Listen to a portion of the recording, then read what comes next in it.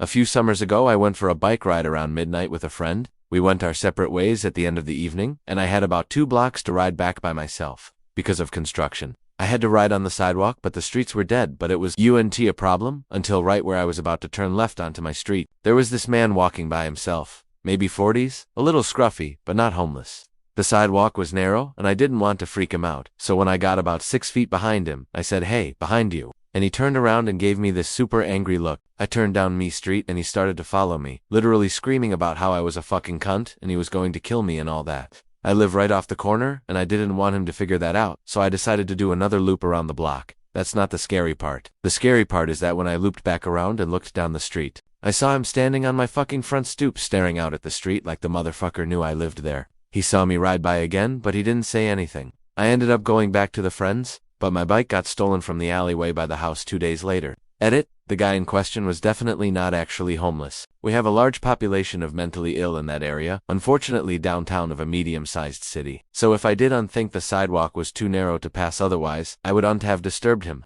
Half the scary part was that he looked pretty much completely normal for my area. That being said, I ended up texting my mom and she made the decision not to notify law enforcement until my bike was stolen.